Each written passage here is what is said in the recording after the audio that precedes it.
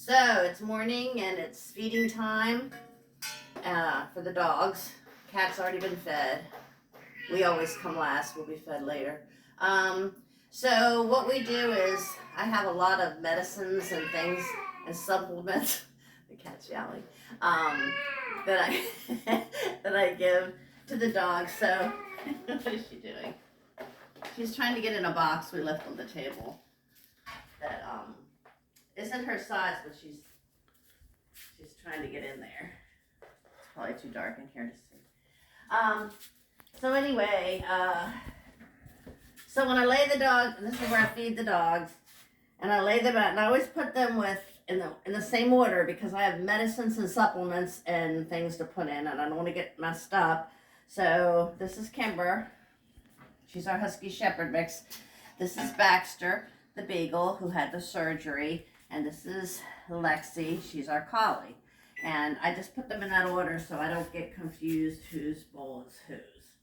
And she's patiently waiting for her food. So everybody gets one. They get the same food. They're bigger than him, but Baxter needs to put on a little weight. I think he's too skinny. We got him from the shelter on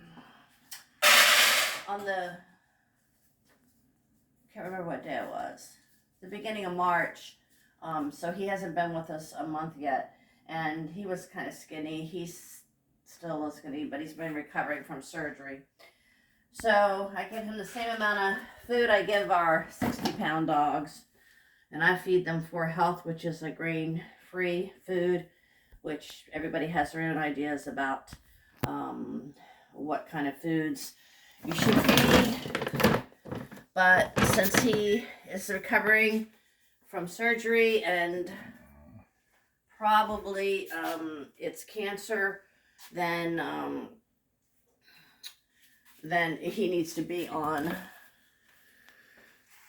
I think he needs to be on something that doesn't have many carbs in it, because that's what we think. So anyway, these are his gauze pads that we put on his. I have all my medical stuff and everything here. So they each have a cup of food. This is on a morning, so they get fed twice a day. So I always mix a can of food in with them, and this is it's getting hard to find in the grocery store anyway, decent food, and it's expensive. This is like $1.60, and they eat 2 of them a day, so it's $3 a day just to feed them the canned food, plus they have their dry, plus their treats and things. So this particular one is turkey and rice.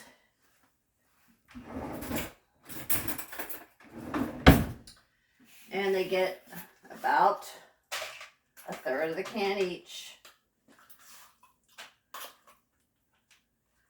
And try to make it pretty even.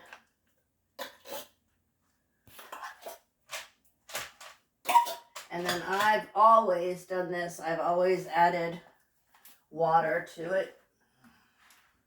I was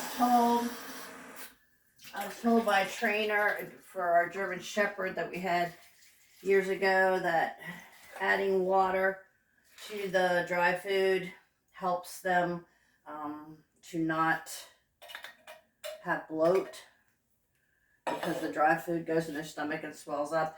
I don't know if that's true or not, but I think they like it better anyway. I think it tastes better when you add a little bit of warm water to it. Then I mix the food in. I mix the canned food in. Actually looks pretty good. It's not bad. It smells pretty good too. It is turkey and rice. And this bowl has a raised area in it. That's a bowl that's made for dogs that eat too fast. It's supposed to slow them down.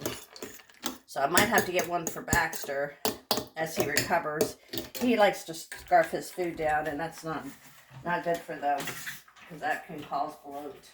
One of the things that can cause bloat. Okay, so once they have that, here's some of the other things I give them in the morning. they get a little bit of Greek yogurt. And I have to get out my lunch meats because I use that to give them their pills. Okay, so Kimber doesn't get anything in the morning supplemented to her food, but in the evening she gets Cosequin, one of these. She is 13 years old. She's right here. She's 13 and Kimber. And she has, her hips are starting to bother her a little bit, but for 13, she's doing awesome. She likes to go to the dog park and run around, but we were noticing she was having trouble getting up off the floor. I started her on Cosequin about 2 or 3 months ago. She's great now, so it's good stuff if you have a problem with joint health supplement. And she gets that in the evening. That's just when I've been giving it to her, so I'm not going to change that just for this. But these guys get supplements. So Lexi has allergies, so right now she's on Apoquel for allergies. So she's going to get one of those in the morning. And then he is on antibiotics and pain meds. So he gets one syringe full in his, given orally of, I'm not real sure what it is. It's Medicam. And they didn't put on here what it's for.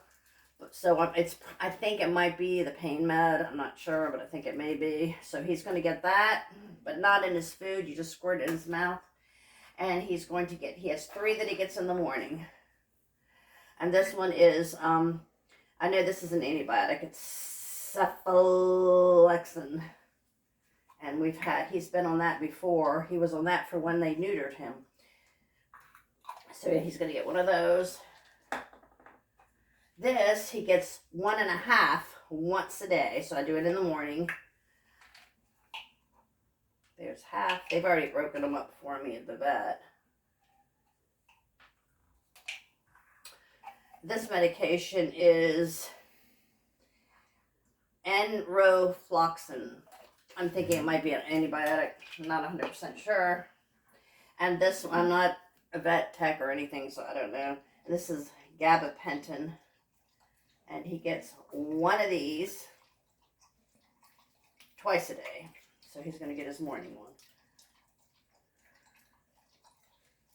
And so what I do, since I get confused, since this is the once a day, I'm going to put that in the back. And then this evening at dinner, he'll get these 2 again. And the way I give them is, back in the day, I remember having dogs that had medicines. And they told you to take the pill and put it down their throat and then massage their throat so they would swallow it. Well, they hate that, plus it's hard to do.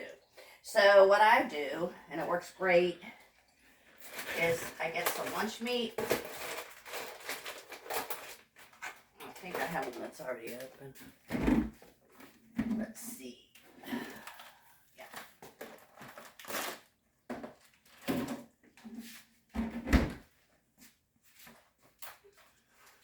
Roast beef is always a favorite. So I take a piece for each medication.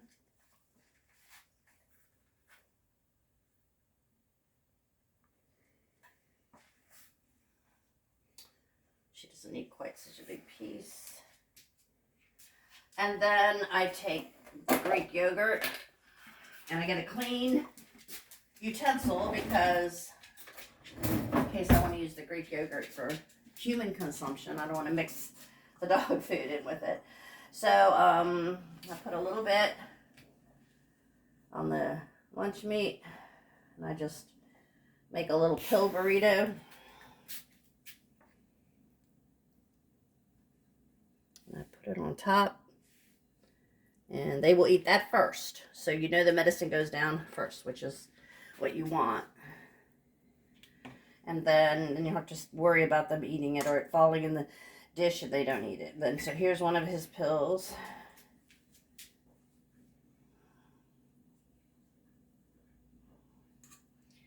That one kind of got messed up.